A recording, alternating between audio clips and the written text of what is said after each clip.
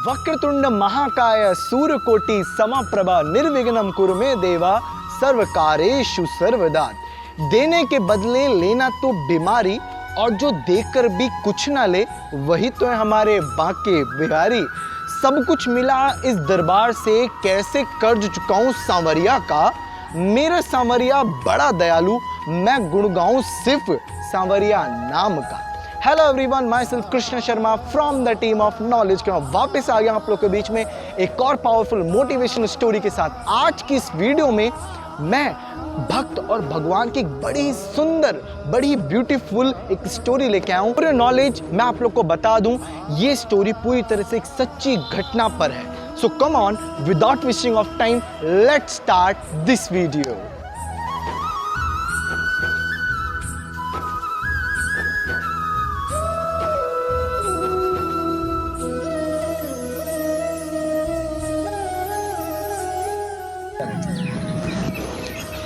मौसम बदलने लगा, बरसात आने लगी, वृंदावन की याद मुझको भी धीरे धीरे सताने लगी। जब मैंने बारिश की बूंदों को छूकर देखा तो पता है क्या हुआ, मुझे बांके बिहारी जी की तस्वीर नज़र उसमें आने लगी। तो इस कहानी की शुरुआत की तो आप समझ ही गए होंगे कहाँ से होती है। इस कहानी की शुरुआत होती है मथुरा वृंदावन धाम से। जी हाँ, मथुरा वृंदावन धाम से। जैसे देखो, फॉर नॉलेज मैं आप लोगों को बता दूं, जैसे कि हम सभी लोग जानते हैं कि भाई हिंदुस्तान में या आउट ऑफ इंडिया जहाँ पे भी हम लोग जाते हैं तो जितने भी मस्जिद, गुरुद्वारे, मंदिर जितने भी हैं स्पिरिचुअल जगह जहाँ पे, तो अधिकतर उनकी जो खुलते हैं वो 4 o'clock से लेकर 6 o'clock तक खुल जाते हैं। मतलब उनकी आरती पूजा जो भी मॉर्निंग में हो जाता है। लेकिन मथुरा वृंदावन में एक ऐसा मंदिर था, वहाँ के पंडित जी इतने आलसी थे कि वो मंदिर को 4 o'clock पे नहीं 5 o'clock पे, नहीं 6 o'clock पे, वो मंदिर को आफ्टर टाइम में यानी दोपहर में जाके 11-12-1 बजे के करीब खोलते थे। मतलब इतने आलसी थे वो, अपना पूरा एकदम नींद पूरी करके बड़े आराम से आते थे, मंदिर खोलते थे। तो इनका डेली का रूटीन कैसा था जरा आप भी लोग सुनेगा। उनका मतलब 25 से लेकर 29 के करीब उनकी यंग एज के थे, मतलब यंग एज के थे। उनकी वाइफ भी थी। उनकी वाइफ हमेशा एक बात से नाराज़ होती थी। किस लिए होती थी? उनकी वाइफ बोलती थी कि भाई देखो, तुम एक अकेले पंडित नहीं हो, तुम्हारे साथ भी और भी लोग होते हैं, मतलब तुम्हारे फ्रेंड सर्कल में और भी हैं, और उनकी भी वाइफ हैं। तो मैं तुम्हारी वाइफ हूँ, और सब लोग बोलो अपनी वाइफ को अच्छे गिफ्ट, ज्वेलरीज वगैरह, साड़ी, ये सब ला के देते हैं। तुम भी कभी मेरे लिए कुछ ले आया करो, आई एम योर वाइफ, मेरी भी कुछ केयर करो। तब वो जो पंडित जी थे उनकी एक आदत बड़ी अच्छी लगती थी। वो बोलते थे कि उन्होंने अपनी वाइफ से कुछ इस तरह से बोला, उन्होंने बोला कि भाई देखो, तुम्हें ज्वेलरीज चाहिए ना, साड़ी चाहिए, ये चाहिए, वो चाहिए, XYZ जो भी चाहिए, तो तुम्हें सब मिल जाएगा। मैं आज जाके अपने मनमोहन मित्र से कह दूंगा, वो तुम्हें लाके दे देगा, तब मेरा पीछा छोड़ो। मतलब एक आदत उनकी अच्छी थी, वो भगवान श्री कृष्ण को अपना सखा, अपना फ्रेंड मानते थे। तो इसके बाद क्या होता है, इसके लिए पता है क्या करना पड़ेगा आपको? इसके लिए ना फिर से आप लोग को वीडियो में बने रहना पड़ेगा। चलिए,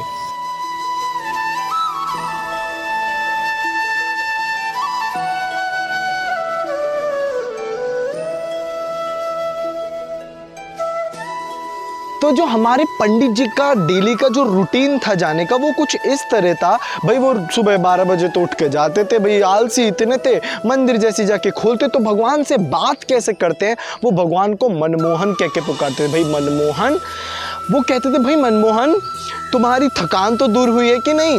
भाई तुमने रात भर तो महारास रचाया होगा वृंदावन में, तो तुम्हारी थकान तो दूर हुई है ना? भाई मैं इसलिए लेट में आया हूँ। मैंने सोचा कि भाई मनमोहन बहुत थक गया होगा, इस वजह से मनमोहन मैं लेट में आया, मैं सोचा तुम्हें आराम करने दूँ। तुम्हारी अगर थकान दूर ना हुई हो तो तुम और आराम कर लो मनमोहन। मतलब इस तरह से बात करते थे। मित्र थे ना, फ्रेंड थे, तो फ्रेंड के तरीके से बात करते थे। तो क्या हुआ, जब बात आई भगवान को नहलाने की, भाई नहलाना भी तो पड़ेगा भगवान को, तो नहलाते कुछ इस तरह से, मतलब उनको इतना आलस आ रहा था नहलाने में। वो सोच रहे थे, उन्होंने भगवान से कहा कि भाई मनमोहन मुझे एक बात बताओ, अब मैं तुम्हें मतलब जो होता है ना, क्या होता है भाई, पंचामृत टाइप का जो होता है, पंचामृत जो होता है, वो पंचामृत से बोले भाई मनमोहन मैं तुम्हारे लिए पंचामृत लेके आया हूँ भाई, इससे तुम्हें नहलाऊँ, अब बताओ। अब तुम्हारे शरीर में पूरा लगेगा भी नहीं, इतना सब पंचामृत है, तुम्हारे शरीर भी साफ नहीं होगा, फ्रेश भी फील नहीं कर पाओगे, तो तुम एक काम क्यों नहीं करते हो?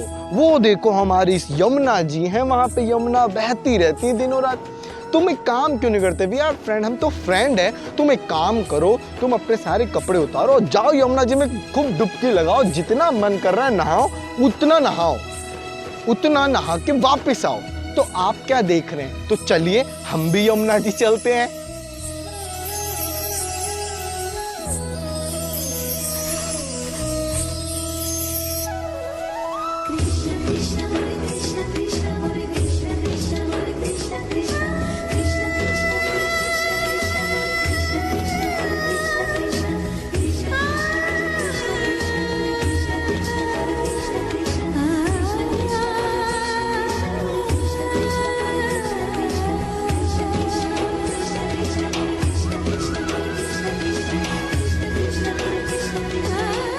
तो फाइनली हम लोग यहाँ यमुना जी पहुँच चुके हैं and we are looking that यहाँ पे भगवान श्री कृष्ण यहाँ पर नहा रहे हैं, जो कि मैं जैसे कि हम लोग स्टोरी में सुनते आ रहे हैं, आलसी पंडित जी ने उनको आज्ञा दी कि आप माता यमुना क्या जाइए वहाँ जी भर के नहाइए। तो फाइनली हम लोग यमुना जी पहुँच गए। और हाँ, फॉर योर नॉलेज मैं आप लोगों को बता दूं, अगर आप इंडिया के बाहर इस वीडियो को देख रहे हैं या फिर इंडिया में बांग्लादेश कहीं से भी आप लोग देख रहे हैं वीडियो, तो फॉर योर नॉलेज मैं आपको बता दूं, दिस इज रियल यमुना, ये हमारी रियल यमुना जी है and we are too lucky that हम लोग यहाँ पे आते ही हैं। तो कहानी का जैसे हम स्टार्ट करते हैं, तो जो आलसी पंडित जी थे हमारे, तो आलसी पंडित जी ने भगवान को कहा कि अरे प्रभु, अब मनमोहन नाम से पुकारते थे, उनको मित्र मानते थे, तो आलसी पंडित जी ने बोला कि मैं तुम्हें पंचामृत से छोटे से मैं नहलाऊं, ये भी कोई बात होगी, तुम्हारा शरीर साफ भी नहीं हो पाया, तुम एक काम, देखिए मैंने आप लोग को बताया यहाँ पे दो प्रकार की पूजा होती है, एक होती है मानसिक पूजा और एक होती है शारीरिक पूजा। शारीरिक पूजा कैसे? भाई हम लोग भगवान को नहला रहे हैं, उनको जो भी उनकी सेवा कर रहे हैं, आरती पूजा, दिस इज कॉल्ड शारीरिक पूजा। बट जो हम लोग मानसिक तौर से करते हैं पूजा, वो हमारी मानसिक, तो जो हमारे आलसी पंडित जी थे, जिनको सब लोग पंडित बोलते थे, वो लोग मानसिक पूजा करते थे। तो उन्होंने बोला कि भगवान यहाँ पे यमुना जी है, जितना जी भर के नहाइए नहाइए, यू आर माई फ्रेंड, तुम तो मेरे फ्रेंड हो मनमोहन, जाओ जितना यमुना जी में नहाना है नहाओ वहाँ पे। तो पंडित जी ने भगवान को, मतलब मनमोहन जी को अपने यमुना जी में भेजने के बाद सो गए। और थोड़ी देर जब बाद सो के उठे और वो ये सोचते सोचते सो गए थे कि भाई मनमोहन जाके नहा रहे होंगे यमुना में, थोड़ी देर में आएंगे। तो थोड़ी देर पर पंडित जी, हमारे आलसी पंडित जी दोबारा उठते हैं और वो कहते हैं मनमोहन से कि मनमोहन, अब बात आई है भाई भगवान को कपड़े पहनाने की, इट्स मिट कॉज सजाने की बात आई है। तो सजाने के लिए देखिए आप लोग खुद अपने मन में डिज़ायर कीजिएगा, खुद सोचिएगा कि अगर जैसे भगवान को ज़िंदगी में कपड़े उन्होंने कभी पहनाए हो तो सही ना, मतलब वो इतने आलसी थे, भगवान को नहलाने में तो उनको आलस आ ही रहा था, साथ ही साथ दूसरा उनको कपड़े पहनाने में वो और दूसरा आलस उनको आ रहा था। तो उन्होंने सोचा कि भाई मनमोहन, अब मैं देख, तुम इतने सारे कपड़े पहनोगे, मतलब हार वगैरह जो भी है तुम्हारा, सोनी चांदी की जितनी भी चीज़ें, तुम्हें वो पहनाओ, तुम्हें गर्मी नहीं लगेगी? फ्रेंड की तरह बात कर रहे, एक मनमोहन नाम से बोलते हैं, तो बोलते हैं कि तुम्हें गर्मी नहीं लगेगी? गर्मी भी तो लगेगी भाई, देखो मैं क्या पहनता हूँ, मैं तो ऊपर से ऐसे ही रहता हूँ और नीचे धोती बांधी है, तुम भी, यू वी आर फ्रेंड, हम तो फ्रेंड है, तुम भी लो धोती पहन लो। तो लेकिन जो भगवान को कपड़े जो पहनाते हैं, उन्होंने ज़िंदगी में कभी पहनाए तो है नहीं, वो भगवान को कपड़े कुछ इस तरह से पहनाते थे, जरा आप लोग खुद डिज़ायर कीजिएगा। जो भगवान नीचे घाघरी टाइप का नहीं पहनते थे, भगवान श्री कृष्ण घाघरी टाइप का, उस घाघरी को भगवान वो क्या करते थे, गले पे बांध देते थे, और गले पे बांधने के बाद भगवान का हाथ अंदर होता था, वो ऊपर बांध देते थे, और जो भगवान ऊपर दुपट्टा लेते हैं, उस दुपट्टे को लेकर वो नीचे धोती की तरह लपेट देते थे। वो बोलते थे Manmohan, you have any problem, तुम्हें प्रॉब्लम तो नहीं है, you are feeling very comfortable, तुम बहुत कंफर्टेबल फील कर रहे हो ना मनमोहन? मनमोहन बोलते थे। तब भगवान भी क्या कहें, भगवान तो बोलते ठीक है भाई, आप अच्छा लग रहा है, बहुत अच्छा लग रहा है फ्रेंड, जो भी मित्र थे उनके, भाई बहुत अच्छा लग रहा है। तो भगवान ने बाथिंग कर ली, नहा लिया, कपड़े पहन लिए। अब बात आती थी जब भोग की, जब उनको भगवान को भोग लगाने की, तो हमारे आलसी पंडित जी, अधर्म पंडित जी इतने आलसी थे कि वो सोचते थे कि भाई मनमोहन, अब तुम एक बात बताओ, तुम ही बताओ कि तुम्हें मैं रोज ये दही मिश्री माखन जो देता हूँ, इस सब से तुम बोर नहीं हो गए होगे? एक ही टेस्ट तुम्हारे जीभ पे रहता है, तो इस सब से तुम बोर नहीं हो गए होगे? तुम एक काम क्यों नहीं करते हो? तुम्हें तो भाई 56 भोग चाहिए, तो तुम एक काम क्यों नहीं करते मनमोहन? तुम एक जो हमारा देखो वृंदावन है पूरा, ये हमारा पूरा वृंदावन है, और यहाँ पे ब्रिज की गलियों में, कुंज गलियों में पकवान बड़े अच्छे अच्छे बन रहे होंगे। तुम एक काम क्यों नहीं करते? अब तुम्हें मैं मक्खन खिलाऊं, यहाँ पे एक ही टेस्ट रहेगा तुम्हारे जीभ पर, तो तुम एक काम क्यों नहीं करते हो? जाओ, उठो यहाँ से और जाओ मथुरा वृंदावन के जितने भी घर हैं, जितनी भी ब्रिज गलियां हैं, जितनी भी कुंज गलियां हैं, वहां जाओ और जिसके घर में पकवान बने हो उसका भोग लगा के आओ। तब तक मैं थोड़ी देर आराम कर लेता हूँ, थोड़ी देर सो जाता हूँ। देखिए, दिस इज कॉल्ड अ मानसिक पूजा। ये भक्त और भगवान की बड़ी अच्छी सुंदर कहानी, जरा ध्यान से सुनते रहिएगा आप लोग।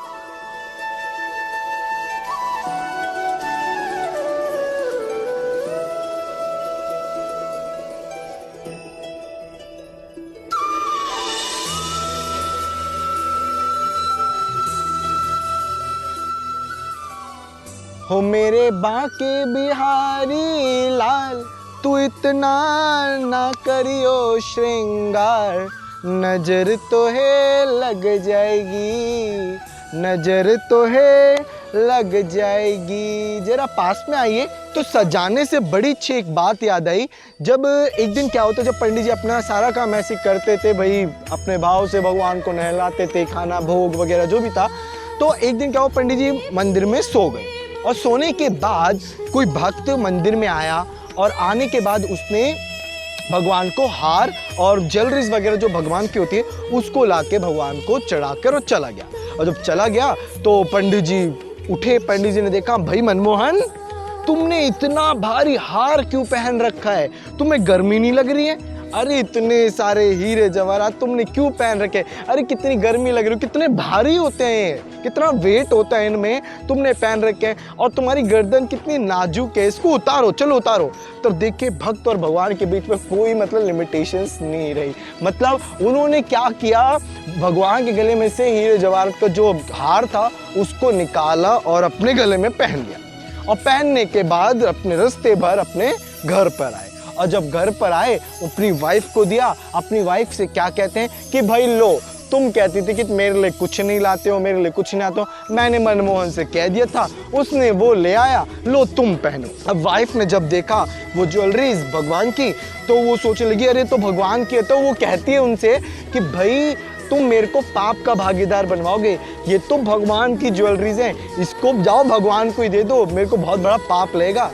तब वो कहते हैं, उन्होंने बड़ा अच्छा जवाब दिया। उन्होंने कहा कि भाई वो भगवान कैसा, वो भगवान थोड़ी ना है मेरा, अरे वो तो मेरा मनमोहन मित्र है, उसको गर्मी लग रही थी, उसके गले में इतना भारी था, मैंने निकाल लिया, उसने मुझे दे भी दिया, और मैंने सोचा कि भाई तुम्हें ले आओ, तुम्हें अच्छा लगा तो तुम पहनो, जब तुम थोड़े दिन पहन के इसको बोर हो जाओ इस हार को, तब वापस दे देना, मैं उसको दे दूंगा, इसमें क्या बात है। तो आगे की कहानी और सुनने के लिए आपको बस छोटा सा काम करना पड़ेगा, ये वीडियो को पूरा देखते रहना पड़ेगा। तब तक मैं थोड़ा स्विंग कर लेता हूं। हो जितना जग ने बदनाम किया, उतना दिल खोल के नाम लिया, बदनामी का फल क्या पाया रे, ये वो जाने या मैं जानूं। उसके बाद जब हमारे आलसी पंडित जी का ऐसे ही दिन भर चलता रहता था, वो बहुत देर से मंदिर में आते थे, मंदिर से जाते थे, ऐसे ही जब चलता रहता तो आसपास के लोगों ने मंदिर के जो मालिक थे, मंदिर का जो मालिक था, उससे जाके कंप्लेंट कर दी कि भाई तुम्हारे पंडित जी बड़े आलसी है, बड़े अधर्म पंडित हैं, ये तुम्हारे पंडित जी मतलब मंदिर को इतना देर खोलते हैं, पता नहीं आरती करते हैं कि भी नहीं, हमने तो आज तक नहीं देखा, इनकी पूजा अलग ही होती है, ये कैसे पंडित जी है तुम्हारे, भाई इनको हटाओ, हमारे भगवान ऐसे रुष्ट हो जाएंगे, भाई गलत है ये चीज़। तब क्या होता है, तब वो मालिक सोचता है भाई ये तो गलत बात है, अपने भगवान की सेवा नहीं हो रही है। वो तुरंत जाते हैं और पंडित जी को बोलते हैं भाई पंडित जी, आलसी पंडित जी आप जाइए, कल से दूसरे नए पंडित जी आएंगे। तो ऐसा ही होता है, ऐसा होता है कि भाई वो अगले दिन वाले पंडित चले जाते हैं, दूसरे नए पंडित जाते हैं। लेकिन जाते टाइम हमारे आलसी पंडित जी एक बार हमारे मनमोहन जी के सामने खड़े होते हैं और कहते हैं बड़े भाव से कि भाई लगता है मनमोहन तेरा और मेरा यहीं तक साथ था, शायद अब तेरी और मेरी यारी यहीं तक थी। अगर ज़िंदगी में फिर ऐसा मौका मिला तो दोबारा आऊँगा तेरे को ऐसे रिझाने के लिए। तो चलता हूँ मोहन, याद रखियो मुझको, अपने मित्र को भूल ना जाओ। ऐसा कह के वो बड़े आलसी पंडित थोड़ा दुखी मन से घर लौट गए। लेकिन अगले दिन क्या होता है, जानना चाहते हैं क्या होता है? इसके लिए आपको एक काम करना पड़ेगा, वीडियो में बने रहना पड़ेगा।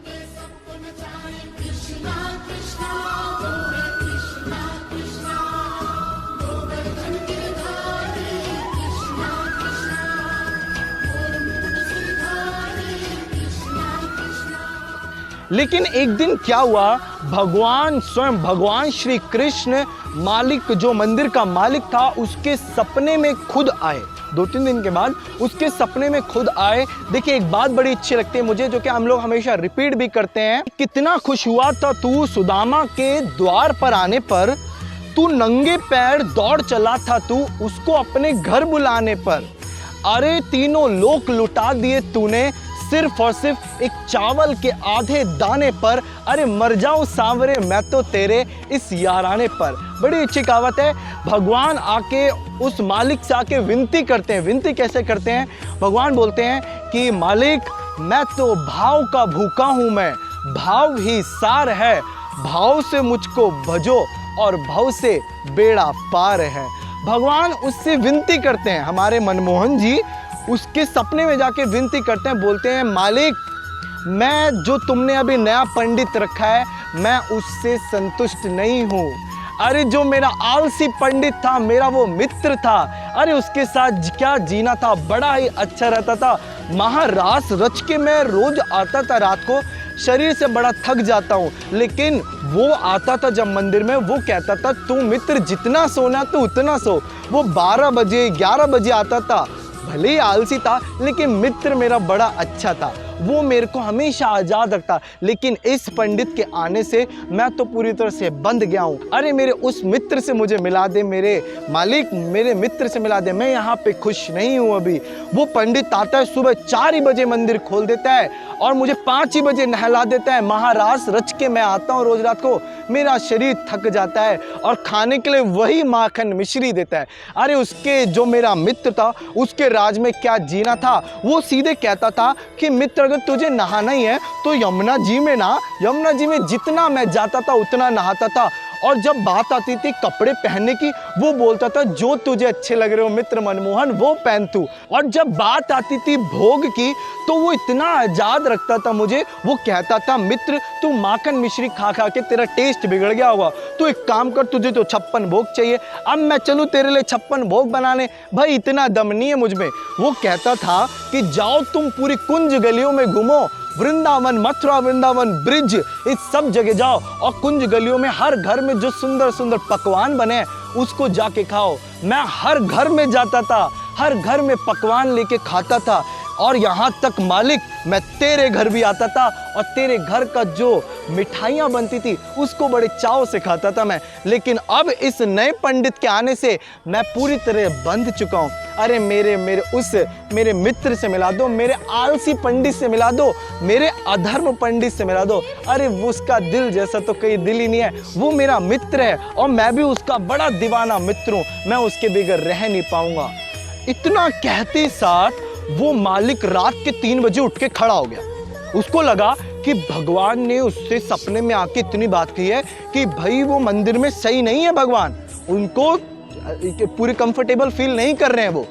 तब वो क्या हुआ, अगले ही दिन वो उस आलसी पंडित जी के पास गया और उनसे हाथ जोड़कर कहा, हाथ पकड़ के लेके आया, कहा कि भाई तुम अपना मंदिर यही संभालो, तुम्हारा मित्र मनमोहन जितना बड़ा तू उसका मित्र है उससे ज्यादा बड़ा तो वो तेरा दीवाना हो चुका है।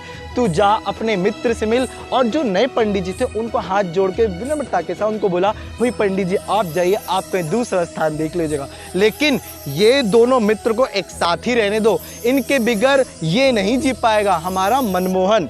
तब जो हमारे आलसी पंडित जी थे वो भगवान के सामने खड़े हुए जो कि उनके मित्र थे। उन्होंने अपने मित्र से कहा कि भाई मनमोहन, मैं समझ गया था तुम भी मेरे लिए बहुत तड़प रहे होगे और मैं भी तेरे लिए बहुत तड़प रहा था।